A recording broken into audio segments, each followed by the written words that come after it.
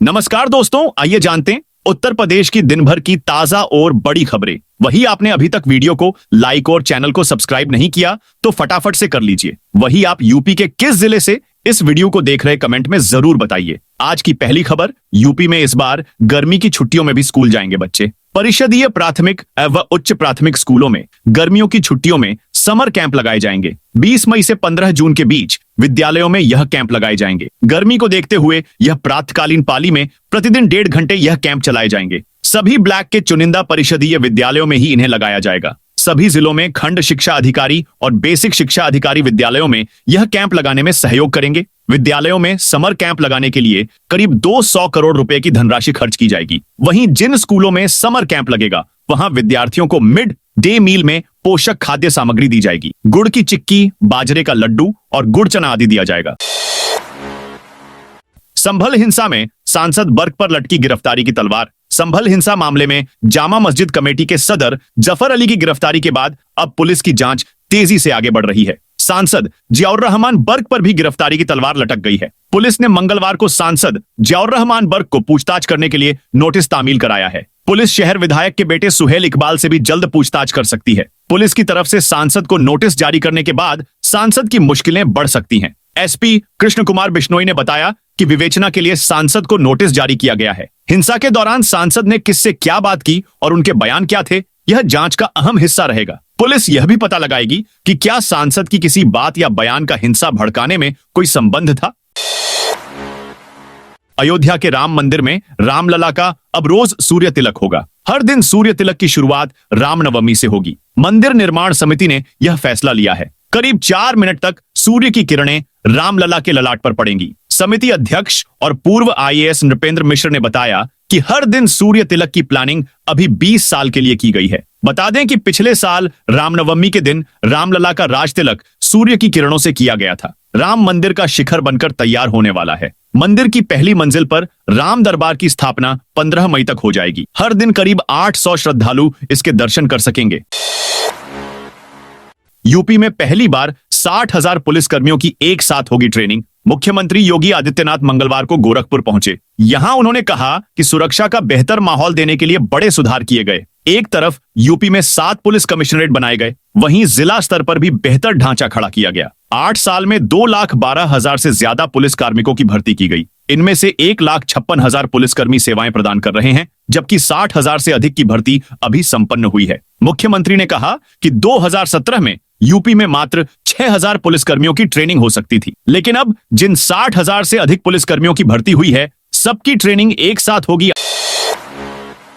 8 साल में योगी के 8 फैसले, जिसने बदली यूपी की दशा और दिशा। यूपी में मुख्यमंत्री योगी आदित्यनाथ के नेतृत्व में सरकार ने 8 साल पूरे कर लिए हैं। इन 8 सालों में सीएम योगी ने कई ऐसे फैसले लिए जिसने राज्य की दशा और दिशा को बदलने में महत्वपूर्ण भूमिका निभाई। लव जिहाद के खिलाफ कानून हो या फिर नकल और पेपर लीक पर नकेल के लिए सख्त कानून, महिलाओं के सम्मान और स्वावलंबन को सुनिश्चित करने के लिए मिशन शक्ति की पहल हो या फिर किसानों को सिंचाई के लिए मुफ्त बिजली देने का निर्णय, इन सभी का प्रभाव प्रदेश में देखने को मिल रहा है। इन फैसलों से सीएम योगी ने यह भी साबित करने की कोशिश की है कि प्रदेश में वो सरकार काबिज है जिसके पास नीयत भी है और नीतियां भी। आइए जाने सीएम योगी के 8 साल में लिए गए वो 8 प्रमुख फैसले जिसने प्रदेश के बारे में परसेप्शन को भी बदल दिया है। लव जिहाद के खिलाफ बनाया कानून। सीएम योगी की पहल पर नवंबर 2020 में उत्तर प्रदेश विधि विरुद्ध धर्म संपरिवर्तन प्रतिषेध अधिनियम लागू हुआ। इस कानून के तहत जबरन या छल से धर्म परिवर्तन करवाने पर 10 साल तक की सजा और 5 लाख रुपए तक के जुर्माने का प्रावधान किया गया।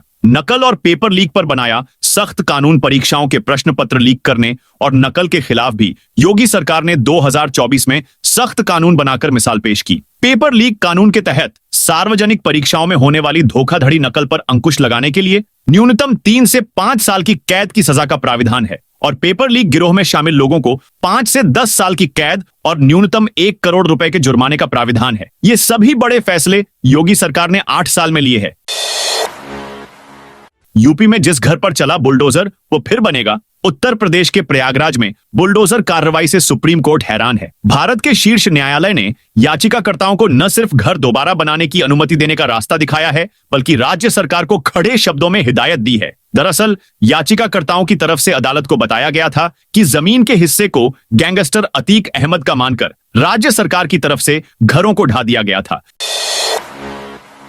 नोएडा में शराब के लिए दुकानों पर लगी भीड़। नोएडा में शराब की चुनिंदा दुकानों पर एक के साथ एक फ्री का विशेष ऑफर शुरू हो गया है। यह ऑफर उत्तर प्रदेश आबकारी विभाग के वित्तीय वर्ष की समाप्त होने से पहले दिया जा रहा है। दिल्ली की तरह नोएडा में भी इस ऑफर को देखते हुए शराब की दुकानों पर भारी भीड़ उमड़ पड़ी है। लोग कार और बाइक से आकर पेटियों में शराब खरीद रहे हैं। ग्राहक आने वाले दिनों के लिए स्टॉक जमा कर रहे हैं। आबकारी विभाग के अधिकारियों के अनुसार यह ऑफर 31 मार्च तक चलेगा। यह वार्षिक लाइसेंस अवधि खत्म होने से पहले बचे हुए स्टॉक को खत्म करने की रणनीति का हिस्सा है। विभाग ने स्पष्ट किया है कि यह ऑफर सभी दुकानों पर उपलब्ध नहीं है। केवल कुछ चुनिंदा शराब की दुकानों पर ही यह स्कीम लागू की गई है। जैसे ही इस ऑफर की जानकारी फैली, ठेकों पर लंबी कतारें लग गईं। उत्तर प्रदेश में अब प्रॉपर्टी खरीदने से पहले आप खुद कर सकेंगे जांच। यदि आप कोई प्रॉपर्टी खरीदने का मन बना रहे हैं तो आपके लिए अच्छी सूचना है। रजिस्ट्री विभाग में अब पिछले 23 साल में हुई संपत्तियों की रजिस्ट्री का रिकॉर्ड विभागीय वेबसाइट पर उपलब्ध होगा। इससे जमीनों के रिकॉर्ड की जांच करने में आसानी होगी और फर्जीवाड़े पर भी अंकुश लगेगा। रजिस्ट्री विभाग के कार्यालयों में 1 जनवरी 2002 के बाद हुई संपत्तियों की रजिस्ट्री को विभागीय सर्वर पर अपलोड किया जा रहा है। बैनामे दानपत्रों को ऑनलाइन करने की अंतिम तारीख 31 मार्च है। यही कारण है कि राजस्व प्राप्ति के साथ दस्तावेजों को ऑनलाइन करने का काम तेजी से किया जा रहा है। संभल में इस बार नेजा मेला नहीं लगेगा। पूरे यूपी में इस आदेश की चर्चा है। प्रशासन ने रोक नहीं लगाई होती तो आज से मेले की शुरुआत होती। पहले दिन मेले का आयोजन संभल से 4 किलोमीटर दूर गांव शहबाजपुर सूरानगला में होता। जिस क्षेत्र में मेला लगता था, आज वहां गाड़ियां खड़ी कराई गई हैं। 2 किलोमीटर रेंज में मेला लगता था, उस जगह पर पुलिस टीम गश्त कर रही है। लोगों को वहां खड़ा नहीं होने दे रही है। जो भी छोटे मोटे स्टॉल लगाने आ रहे, उन्हें वापस किया जा रहा है। पूरा मेला क्षेत्र सुनसान पड़ा है। मेला क्षेत्र से लगभग 800 मीटर की दूरी पर मेले की ढाल गाड़ी जाती थी। मेला शुरू होने के 7 दिन पहले 30 फीट गहरे गड्ढे में ढाल गाड़ी जाती। प्रशासन ने इस गड्ढे में भी सीमेंट भरवा दिया है। यहाँ किसी को आने जाने नहीं दिया जा रहा है। पहले यहाँ मुस्लिम समुदाय के लोग जमा होकर दुआ करते थे। दिल्ली मेरठ एक्सप्रेसवे पर महंगा हुआ सफर। दिल्ली देहरादून के बीच यात्रा करने वाले यात्रियों को अब अपनी जेब और हल्की करनी होगी, क्योंकि 1 अप्रैल से दिल्ली मेरठ एक्सप्रेसवे पर टोल दरें बढ़ने वाली है। एनएचएआई ने टोल दरों में 5 रुपए से 40 रुपए की वृद्धि की अधिसूचना जारी कर दी है, जिसका प्रभाव निजी और व्यावसायिक दोनों प्रकार के वाहनों पर पड़ेगा। अब मेरठ से दिल्ली तक का सफर चौपहिया निजी वाहनों के लिए 170 रुपए का हो जाएगा, जबकि भारी और व्यावसायिक वाहनों के टोल में भी 10 से 40 रुपए तक की वृद्धि की गई है। योगी बोले, हम दबंग नहीं, ये हमारी शराफत का स्टाइल। सीएम योगी ने कहा, यह लाठी न केवल हमारी बहनों, बेटियों, व्यापारियों की सुरक्षा करती है, बल्कि माफिया और गुंडों से भी निपटती है। यह हमारा दबंग स्टाइल नहीं, यह हमारी शराफत का स्टाइल है। सीएम ने यह बातें एएनआई के इंटरव्यू में कही। उनसे यूपी सरकार की दबंग स्टाइल के बारे में पूछा गया था। जब योगी आदित्यनाथ से पूछा गया कि आपने 2-3 बार कहा था कि सत्ता चली जाएगी, सत्ता त्याग देंगे, आपकी बातों से ऐसी अटकलें लगती हैं कि आप दिल्ली की ओर देख रहे हैं। इस सवाल के जवाब में योगी आदित्यनाथ मुस्कुराते हैं। फिर खुलेगी बंद फाइल। यूपी में 2 अधिकारियों ने एक दूसरे के सिर पर लटकाई तलवार। अल्पसंख्यक कल्याण विभाग में तैनात 2 अधिकारियों की एक दूसरे के खिलाफ की गई शिकायत की जांच की बंद पड़ी फाइल फिर से खुलेंगी। विभाग में तैनात उपनिदेशक अमृता सिंह और संयुक्त निदेशक शेषनाथ पांडेय ने एक दूसरे के खिलाफ फिर से शिकायत की है। इन दोनों अधिकारियों के पूर्व में एक दूसरे के खिलाफ भेजे गए पत्र के बाद की गई जांच की बंद फाइल को अब अल्पसंख्यक कल्याण निदेशालय फिर से खोलेगा। उपनिदेशक अमृता सिंह और संयुक्त निदेशक शेषनाथ पांडेय ने शासन को भेजे पत्र में एक दूसरे पर कई गंभीर आरोप लगाए हैं। इन पत्रों की प्रति अल्पसंख्यक कल्याण निदेशालय को भी भेजी गई है। उपनिदेशक अमृता सिंह ने शेषनाथ पांडेय के विरुद्ध सीबीआई जांच कराने की मांग की है। वहीं संयुक्त निदेशक शेषनाथ पांडेय ने भी अमृता सिंह पर मुकदमा दर्ज कराने की मांग की है। योगी सरकार के 8 साल पूरा होने पर डिप्टी सीएम ब्रजेश पाठक ने मंगलवार को उपलब्धियां गिनवाई। इस दौरान उन्होंने सपा अध्यक्ष अखिलेश यादव पर भी हमला बोला। उन्होंने कहा कि अखिलेश को 8 साल में हुआ विकास नहीं दिख रहा है। जिस तरह शुतुरमुर्ग अपना सिर गड़ाए रहता है, उसी तरह वह भी है। सपा मुखिया सत्ता के भूखे हैं। उनकी सरकार होती तो फिर सैफई में डांस करा रहे होते। डिप्टी सीएम ब्रजेश पाठक गुरुवार को इंदिरा गांधी प्रतिष्ठान में आयोजित उत्कर्ष के वर्ष कार्यक्रम में पहुंचे। यहां उन्होंने विपक्ष पर जमकर हमला बोला। उन्होंने कहा कि सपा सरकार में केवल भ्रष्टाचार व घोटाला होता था, खनन से लेकर जमीन घोटाला हुआ। बलरामपुर अस्पताल को 5 नई डायलिसिस मशीन मिली। लखनऊ में गुर्दे के इलाज के लिए आने वाले मरीजों के लिए राहत भरी खबर है। बलरामपुर अस्पताल में डायलिसिस की मशीनें बढ़ा दी गई हैं। इससे मरीजों की वेटिंग घटेगी। ज्यादा से ज्यादा मरीजों की डायलिसिस एक दिन में हो सकेगी। राष्ट्रीय स्वास्थ्य मिशन की ओर से बलरामपुर अस्पताल प्रशासन को 5 डायलिसिस मशीन दी गई हैं। बलरामपुर अस्पताल में 776 बेड पर मरीजों को इलाज दिया जाता है। नोएडा किसानों की मांगों पर बनी सहमति प्राधिकरण 10% प्लॉट और युवाओं को रोजगार देने पर राजी। नोएडा प्राधिकरण और संयुक्त किसान मोर्चा के बीच 25 मार्च को हुई बैठक सकारात्मक रही। प्राधिकरण के सीईओ लोकेश एम की अध्यक्षता में हुई इस बैठक में 14 किसान संगठनों के प्रतिनिधि शामिल हुए। प्राधिकरण ने किसानों की कई प्रमुख मांगों को मानने की सहमति दी। इनमें 10% प्लॉट आवंटन और 450 से 1000 मीटर तक की आबादी विनियमावली में संशोधन शामिल है। साथ ही 2013 के नए भूमि अधिग्रहण कानून के लाभ भी किसानों को मिलेंगे। न्यायालय के आदेशानुसार किसानों को 5% मूल प्लॉट और 5% राशि दी जाएगी। प्लॉट आवंटन के समय 10% राशि जमा करने की पुरानी नीति को भी बहाल किया जाएगा। भूलेख विभाग में लंबित फाइलों को जल्द मंजूर कर प्लानिंग विभाग में भेजा जाएगा। लखनऊ में अवैध निर्माण के खिलाफ एलडीए ने चलाया अभियान। लखनऊ विकास प्राधिकरण ने अवैध निर्माण और प्लाटिंग के खिलाफ बड़ी कार्रवाई की। वीसी प्रथमेश कुमार के निर्देश पर मंगलवार को प्रवर्तन टीम ने शहर के अलग अलग इलाकों में अभियान चलाया। गोसाईगंज और दुबग्गा क्षेत्र में 6 अवैध प्लाटिंग पर बुलडोजर चलाया गया, जबकि बीकेटी में सीतापुर रोड पर बन रहे एक अवैध व्यावसायिक कॉम्प्लेक्स को भी ध्वस्त किया गया। इसके अतिरिक्त गोमती नगर और दुबग्गा में नियमों के खिलाफ चल रहे 5 व्यावसायिक निर्माणों को सील कर दिया गया। यूपी में अमेठी रायबरेली मॉडल लागू करेगी कांग्रेस। कांग्रेस ने अपने जिला संगठनों को मजबूती देने के लिए एक नई सांगठनिक व्यवस्था लागू करने का निर्णय लिया है। अब ब्लॉक के बाद मंडल स्तर का संगठन होगा, जिसमें 2-3 न्याय पंचायतें शामिल होंगी। पहले ब्लॉक के बाद सीधे न्याय पंचायत स्तर पर संगठन तैयार किया जाता था, लेकिन नए मॉडल में एक अतिरिक्त परत जोड़ी जाएगी। यह मॉडल रायबरेली और अमेठी में पहले से लागू है और वहां इसकी सफलता को देखते हुए इसे पूरे प्रदेश में विस्तार दिया जाएगा। रायबरेली, अमेठी और रामपुर खास में इस मॉडल ने बेहतर संवाद और सांगठनिक मजबूती में महत्वपूर्ण भूमिका निभाई है। बीएसपी शुरू करेगी गांव गांव अभियान। बहुजन के सामने अपने अच्छे दिन लाने का एकमात्र विकल्प बसपा ही है। कांग्रेस, भाजपा, सपा समेत अन्य दलों ने दलितों और ओबीसी को सिर्फ छलने का काम किया है। इन्हें न्याय न देकर इन लोगों के जीवन को लगातार खराब और बदहाल बनाने का काम किया है। गांव गांव अभियान में कार्यकर्ता दलित, ओबीसी और वंचित वर्ग के लोगों को जागरूक करने के साथ ही कांग्रेस, भाजपा और सपा के चाल चरित्र और छलावे के बारे में भी बताएं। यह बात बसपा सुप्रीमो मायावती ने मंगलवार को कही। वह लखनऊ में पार्टी मुख्यालय में हुई राज्य स्तरीय बैठक को संबोधित कर रही थी।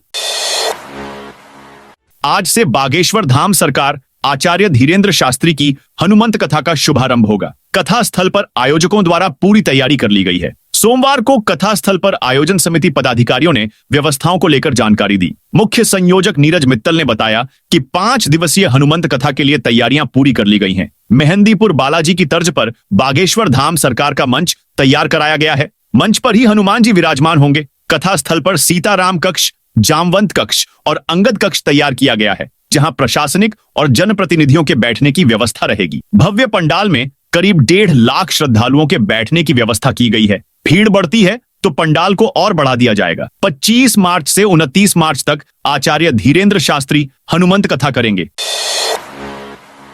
697 छात्रों को मिली राहत मिलेगी। छात्रवृत्ति समाज कल्याण विभाग की लापरवाही से 697 छात्रों को छात्रवृत्ति से वंचित नहीं रहना पड़ेगा। डीएम जितेंद्र प्रताप सिंह के पत्र को संज्ञान में लेते हुए शासन ने 26 मार्च को छात्रों के लिए पोर्टल खोलने का फैसला लिया है, जिससे डाटा छात्रवृत्ति पोर्टल पर अपलोड हो जाएगा और सभी छात्रों को छात्रवृत्ति मिल सकेगी। इससे छात्रों की फीस की वजह से पढ़ाई पर आने वाला संकट नहीं रहेगा।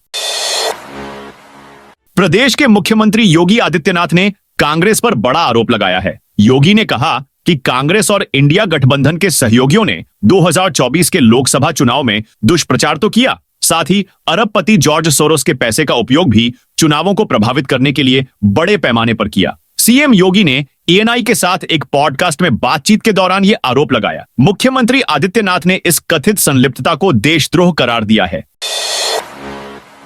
सहारनपुर सांसद इमरान मसूद ने मुसलमानों को नवरात्रि में मीट नहीं खाने की सलाह दी है। कांग्रेस सांसद ने कहा, अगर आप 10 दिन मटन नहीं खाओगे तो कोई घिस नहीं जाओगे। मैं भी तो मीट नहीं खाता, मुझे तो कुछ नहीं हुआ। हमें एक दूसरे के धर्म और त्योहारों का सम्मान करना चाहिए। सभी त्योहार भारतीय संस्कृति का हिस्सा है। दिल्ली के साथ ही यूपी में भी नवरात्रि से पहले मटन को लेकर सियासत गरमाई हुई है। बीजेपी ने ईद पर मीठी सेवियां खाने की सलाह दी है। बीजेपी की मांग है कि नवरात्रि की गरिमा को बनाए रखने के लिए मीट की दुकानें बंद होनी चाहिए। इसको लेकर सांसद इमरान मसूद ने भी मुसलमानों को सलाह दी है। लखनऊ में इफ्तार पार्टी में सपा विधायक ने पढ़ी नमाज। लखनऊ मॉल एवेन्यू स्थित दरगाह दादा मियां में रोजा इफ्तार का आयोजन किया गया। इफ्तार पार्टी में बड़ी संख्या में रोजेदारों ने हिस्सा लिया। इस मौके पर सियासी और सामाजिक लोगों ने साथ इफ्तार किया। सपा विधायक रविदास मेहरोत्रा, कांग्रेस के शहर कमेटी अध्यक्ष समेत विभिन्न दल के लोग पहुंचे। दरगाह के सज्जाद आनशीन सब्बाहत हसन शाह के साथ तमाम लोगों ने खजूर खाकर इफ्तार किया। संत प्रेमानंद का जन्मोत्सव कार्यक्रम शुरू। संत प्रेमानंद के जन्मोत्सव पर रात्रिकालीन पदयात्रा में श्रद्धालुओं का जोश हिलोरे मार रहा था। जैसे ही संत प्रेमानंद रात्रिकालीन पदयात्रा पर निकले तो रास्ते भर फूलों की रंगोली के साथ फूल बिछा दिए। कहीं भजन गाए जा रहे थे, कहीं संगीतमय धुन पर राधा राम की गूंज सुनाई दे रही थी। संत प्रेमानंद जैसे जैसे आगे बढ़ रहे थे, कोई भक्त उनकी आरती उतार रहा था, कोई पुष्प वर्षा कर उनके जन्मोत्सव की बधाई दे रहा था। संत प्रेमानंद श्री राधा के लिए कुंज पहुंचे तो नाम संकीर्तन से आश्रम परिसर गूंज उठा। आजमगढ़ में 190 जोड़ों का हुआ सामूहिक विवाह हुआ। आजमगढ़ जिले में मुख्यमंत्री सामूहिक विवाह कार्यक्रम का आयोजन राजकीय पॉलिटेक्निक कॉलेज में किया गया। प्रदेश सरकार के 8 वर्ष पूरे होने के उपलक्ष्य में आयोजित सामूहिक विवाह के लिए 228 अभ्यर्थी पात्र पाए गए थे, जिनमें से 190 जोड़े ही मुख्यमंत्री सामूहिक विवाह कार्यक्रम में शामिल हुए। वर वधू को पूर्व विधायक वंदना सिंह ने आशीर्वाद दिया। ऐसे में सभी 190 जोड़ों का मुख्यमंत्री सामूहिक विवाह कार्यक्रम कराया गया और इस दौरान बड़ी संख्या में उपस्थित अधिकारियों और जनप्रतिनिधियों ने वर वधू को आशीर्वाद देकर उनके उज्जवल भविष्य की कामना भी की। हरियाणा में 1.5 करोड़ कैश क्लेम करने कोई नहीं आया। हरियाणा के फरीदाबाद में कार से मिले 1.5 करोड़ रुपए अभी तक कोई क्लेम करने नहीं आया। पुलिस को इस मामले में नोएडा की कंपनी की लेडी मैनेजर का इंतजार था, लेकिन वह भी थाने नहीं आई। जिन 2 युवकों से कैश पकड़ा गया, उन्होंने इसी मैनेजर के कैश के लिए भेजने की बात कही थी। वहीं कैश पर किसी के दावा न करने के बाद पुलिस रुपए को खजाने में जमा कराया दिया। इसकी पुष्टि ग्रीनफील्ड चौकी के इंचार्ज सुनील कुमार ने की। सुनील ने यह भी बताया कि एक युवक आया था जो खुद को कंपनी का वकील बता रहा था, मगर मीडिया का जमावड़ा देखकर वह रफू चक्कर हो गया।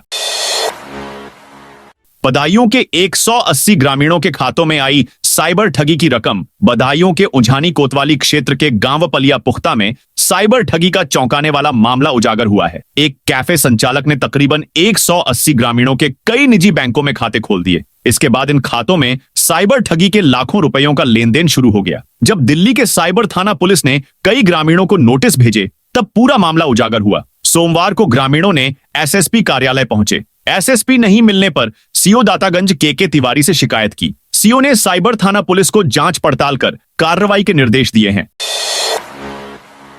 काशी में मीट की दुकानों को बंद करने की मांग। नवरात्रि पर संपूर्ण काशी क्षेत्र में मीट, मांस की दुकानों को बंद करने के लिए ज्ञानवापी से जुड़े पक्षकारों एवं अन्य हिंदू संगठन आगे आए हैं। श्री आदि विश्वेश्वर मुक्ति विद्वत संघ से जुड़े सामाजिक कार्यकर्ता मंगलवार को जिलाधिकारी कार्यालय पहुंचे। नवरात्र पर 30 मार्च से 31 अप्रैल तक पूरे काशी क्षेत्र में मांस, मीट की दुकानों को बंद कराने के लिए आवश्यक दिशा निर्देश जाने की मांग से संबंधित पत्र का एसडीएम को सौंपा। साइबर ठगी में 1 लाख रुपए गंवाने वाले को राहत। कानपुर देहात में साइबर ठगी का एक मामला सामने आया। साइबर ठगों ने एक युवक के फोन को हैक कर उसके खाते से 1,10,000 रुपए निकाल लिए। पीड़ित की तत्काल शिकायत और पुलिस की सक्रियता से राशि वापस मिल गई। घटना 25 नवंबर 2024 की है। ग्राम तुतुआपुर, पोस्ट कसोलर, थाना अमराहट निवासी अंकित यादव के फोन से ठगों ने ओटीपी हासिल किया। इसके बाद उनके बैंक खाते से 1,10,000 रुपए निकाल लिए। पैसे निकलते ही अंकित ने साइबर हेल्पलाइन 1930 पर शिकायत दर्ज कराई। साइबर क्राइम पुलिस ने तुरंत कार्रवाई शुरू की। पुलिस की सक्रियता से 1 लाख रुपए पीड़ित के खाते में वापस आ गए।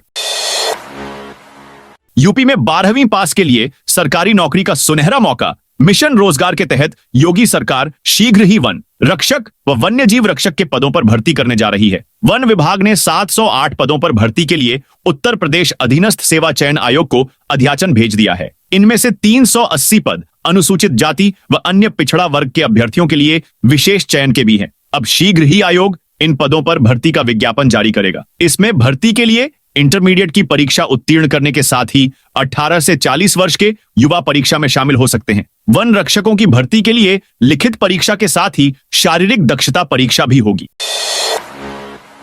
सहारनपुर में शराब के शौकीनों को मिला बड़ा ऑफर। सहारनपुर में शराब के ठेकों पर इन दिनों भारी भीड़ उमड़ रही है, क्योंकि दुकानदारों ने एक बोतल पर एक बोतल फ्री का बड़ा ऑफर जारी किया है। ये ऑफर मिलते ही शराब प्रेमियों में जबरदस्त उत्साह देखने को मिला और ठेकों पर अफरा तफरी का माहौल बन गया। कई जगहों पर ग्राहक एक दूसरे को धक्का देते नजर आए, जिससे हंगामे की स्थिति पैदा हो गई। वहीं पुलिस ने मौके पर पहुंचकर स्थिति को संभाला। भाजपा उत्तर इकाई की ओर से पहली बार अस्पताल में बैठक कर प्रदेश सरकार के 8 वर्ष पूरे होने के उपलक्ष्य में योजना बनाई गई। दरअसल उत्तर इकाई जिलाध्यक्ष अनिल दीक्षित के पैर में फ्रैक्चर होने की वजह से वह आर्यनगर स्थित एक अस्पताल में भर्ती है। चलने फिरने में असमर्थ होने की वजह से पार्टी पदाधिकारियों को वहीं पर बुलाकर बैठक ली। उन्होंने कहा कि पार्टी के कार्यों के लिए धन की आवश्यकता पड़ेगी तो हम सब कार्यकर्ता आपसी सहयोग से एकत्रित कर पार्टी का कार्य करेंगे, लेकिन किसी पूंजीपति से 1 रुपया नहीं लेंगे। महिला स्वयं सहायता समूहों को मिला बड़ा तोहफा। प्रतापगढ़ में राष्ट्रीय ग्रामीण आजीविका मिशन के तहत स्वयं सहायता समूह की महिलाओं को प्रभारी मंत्री ने 29,70,90,000 रुपए के डेमो चेक वितरित किए। इस अवसर पर विद्युत सखियों को बिजली बिल जमा करने के लिए प्रिंटर दिए गए। साथ ही बेहतर काम करने वाली बीसी सखियों को साड़ियां भेंट की गईं। कार्यक्रम में बाल विकास एवं पुष्टाहार विभाग में चयनित 375 आंगनबाड़ी कार्यकर्ताओं में से 34 को प्रतीक स्वरूप नियुक्ति पत्र दिए गए। डिप्टी सीएम ने लखनऊ मेट्रो सेकंड फेज की जानकारी मांगी। लखनऊ के गोमती नगर स्थित इंदिरा गांधी प्रतिष्ठान में लगी 3 दिवसीय प्रदर्शनी में Uttar Pradesh metro rail corporation ने स्टॉल गया। प्रदर्शनी का आयोजन उत्तर प्रदेश सरकार के सेवा, सुरक्षा व सुशासन की नीति के 8 वर्ष पूरे होने पर किया जा रहा है। उद्घाटन मंगलवार को उप मुख्यमंत्री ब्रजेश पाठक ने किया। यूपी मेट्रो ने लखनऊ, कानपुर एवं आगरा में चल रहे कामों की जानकारी दी। प्रदर्शनी में पहुंचे उप मुख्यमंत्री ब्रजेश पाठक ने ईस्ट वेस्ट कॉरिडोर के बारे में जानकारी ली। जवानों के लिए अच्छी खबर। वैज्ञानिकों ने तैयार किए खास जूते देश की सीमा से सटे इलाकों में दुश्मन की घुसपैठ रोकने के लिए होने वाली पेट्रोलिंग या फिर दुश्मन के क्षेत्र में किसी ऑपरेशन के दौरान जवानों के लिए खतरा बनने वाली लैंडमाइंस भविष्य में जवानों का रास्ता नहीं रोक पाएंगी। भारतीय रक्षा अनुसंधान एवं विकास संगठन की इकाई रक्षा सामग्री एवं भंडार अनुसंधान एवं विकास स्थापना द्वारा तैयार बूट पहने जवान का पैर माइन पर पड़ने पर विस्फोट तो होगा, पर जवान को कोई खास नुकसान नहीं पहुंचा पाएगी। यही नहीं, नक्सल प्रभावित इलाकों के घने जंगलों में गश्त करने के दौरान अर्धसैनिक बलों के जवान एंटी स्पाइक बूट पहनकर मिट्टी में छिपी कीले या फिर जहरीले कीड़ों से बेफिक्र रहेंगे। प्रदेश के 23 जिलों में पारा 35 डिग्री पार। मौसम विभाग की माने तो प्रदेश में अब लोगों को गर्मी झेलने को तैयार रहना होगा, क्योंकि पारे का चढ़ना शुरू हो गया है। मंगलवार को प्रदेश के लगभग 23 जिलों में पारा 35 डिग्री सेल्सियस के पार चला गया। अयोध्या, प्रयागराज में दोपहर में तपिश से लोगों का बुरा हाल रहा। प्रदेश में झांसी 39.5 डिग्री अधिकतम तापमान के साथ सर्वाधिक गर्म रहा। मौसम विशेषज्ञों का कहना है कि मार्च के आखिरी हफ्ते में कहीं कहीं तापमान 40 डिग्री सेल्सियस तक पहुंचने के आसार है। मार्च के बचे हुए दिनों में बारिश की कोई चेतावनी नहीं है। यूपी में 15 करोड़ परिवारों को मुफ्त राशन मिलेगा। उत्तर प्रदेश सरकार के स्वर्णिम 8 साल और केंद्र सरकार के 10 साल पूरे होने पर विकास कार्यों की समीक्षा की गई। प्रदेश सरकार की प्रभारी राज्य मंत्री प्रतिभा शुक्ला ने बताया कि पिछले 7 वर्षों में हर क्षेत्र में महत्वपूर्ण उपलब्धियां हासिल हुई हैं। सरकार 15 करोड़ गरीब परिवारों को मुफ्त राशन उपलब्ध करा रही है। साथ ही 56,50,000 से अधिक परिवारों को निःशुल्क आवास दिए गए हैं। 1 करोड़ से ज्यादा बुजुर्गों को पेंशन मिल रही है। किसानों को सम्मान निधि, फसल बीमा योजना और निःशुल्क सिंचाई की सुविधा दी जा रही है। औरैया जिले में कई विकास कार्य पूरे किए गए हैं। जिलाधिकारी आवास 2.8 करोड़, पुलिस अधीक्षक आवास 4.3 करोड़ और अपर पुलिस अधीक्षक आवास 2.3 करोड़ की लागत से बनाए गए हैं। जिला अस्पताल का उच्चीकरण किया गया है और बृहद गौ संरक्षण केंद्र का निर्माण चल रहा है। मऊ में टीबी मरीजों के लिए एक महत्वपूर्ण कार्यक्रम का आयोजन किया गया। शारदा नारायण हॉस्पिटल और लायंस क्लब के संयुक्त तत्वावधान में 35 टीबी मरीजों को पोषण किट वितरित किए गए। शारदा नारायण हॉस्पिटल के डॉक्टर संजय सिंह ने टीबी के लक्षणों के बारे में जानकारी दी। उन्होंने बताया कि 3 महीने से अधिक समय तक शारीरिक कमजोरी, लगातार खांसी, बुखार, मुंह से खून आना और वजन कम होना टीबी के प्रमुख लक्षण हैं। यह बीमारी फेफड़े, हड्डी, नसों और बच्चेदानी समेत शरीर के कई हिस्सों को प्रभावित कर सकती है।